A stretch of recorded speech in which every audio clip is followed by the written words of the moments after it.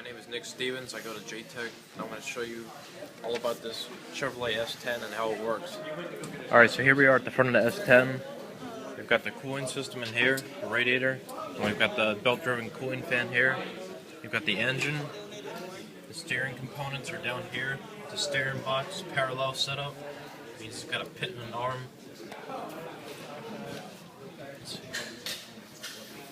We've got the brake booster here. It's vacuum powered, so when you depress the pedal, it's a lot easier. The brake system's all hydraulic. Master cylinder is here. The anti-lock brake system is here. Make sure the wheels don't lock up when you depress the pedal all the way down for better traction and stopping. You've got the air conditioning compressor here. Lines going all the way across the motor. Going to this canister here. Catches all the moisture in the system, keeps it nice and dry. This car is running R134 coolant refrigerant. We've got the blower motor here for the AC. We've got the heater core here for heat.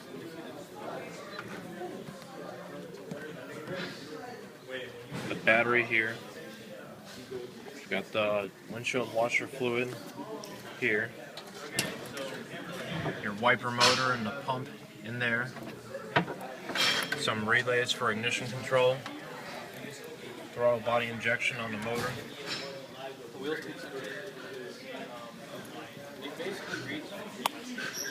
These lines here are cooling lines for the transmission. Your alternator is here. Got single serpentine belt set up on here. You've got the overflow tank for the radiator right here. Goes back to there. And the radiator, if it is overheating, it goes into here. It'll flow out the top.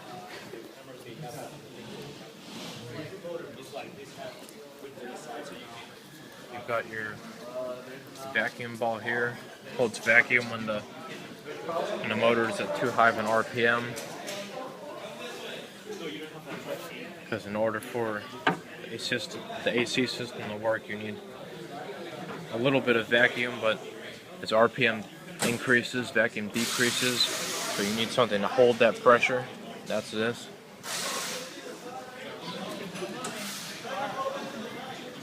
Mirrors on the inside here. It's an automatic, so it's got a column shift. Steering wheel, you've got the blinker controls on the stick. Windshield wipers, windshield washer controls, light controls, parking lights, fog lights, headlights, night driving lights, your AC controls.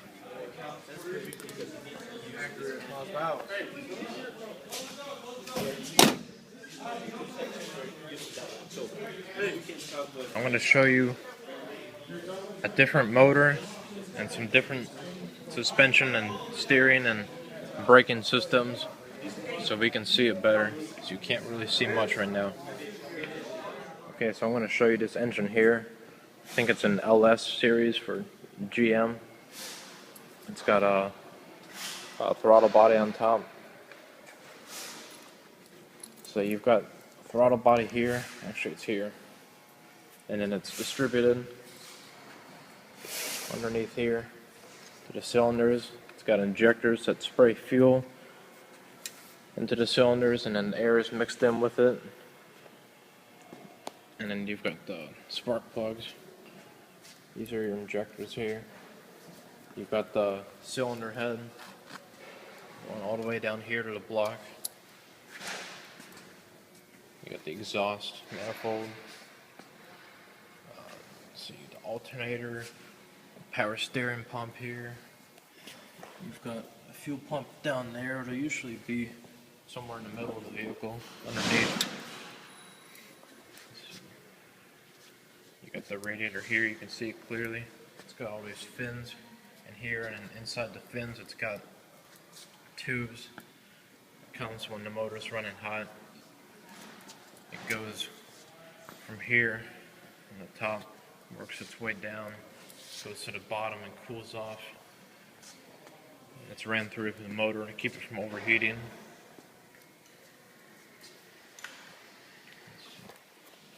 We've got the water pump here. And this one's got its transmission attached. It's gutted, but you can still see it. It's an automatic. This is the 4060E. They're 4-speed automatic. We've got the oil pan for the engine on the bottom. We've got a starter.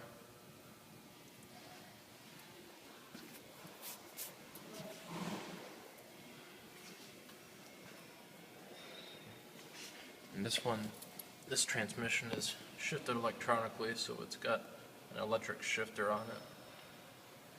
You've got your oil filter for the engine. The transmission's got a filter too. It's actually underneath here, usually, where the valve body is. So that's it for engines. So we've got the rear axle on a rear-wheel drive vehicle. So normally the drive shaft would come from the end of the transmission, from the yoke, and it would come in here. There's usually a U-joint here, and then inside here you have a pinion gear that's attached to this, to the U-joint, and then you've got a ring gear, and depending on what year, what model the vehicle is, you can have limited slip, you could have an open carrier, you can have posi.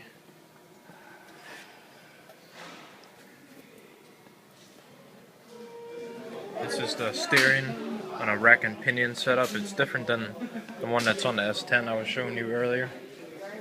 But basically this is more precise and it's got more road feel. So you've got a little pump here. It goes in, attaches to the steering shaft. You've got these rods here attached to the spindle.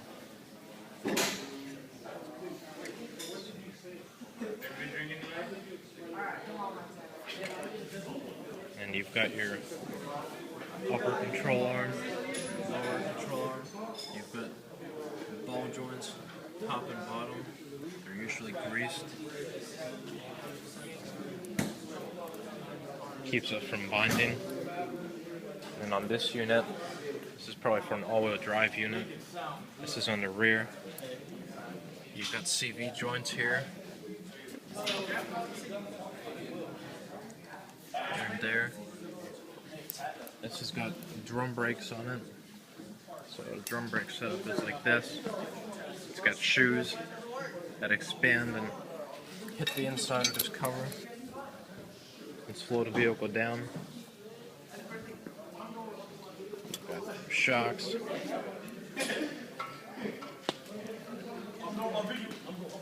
Your sway bar. This piece here. Here we can see a coil-over assembly a little bit better. So you've got the shock on the inside and the coil on the outside.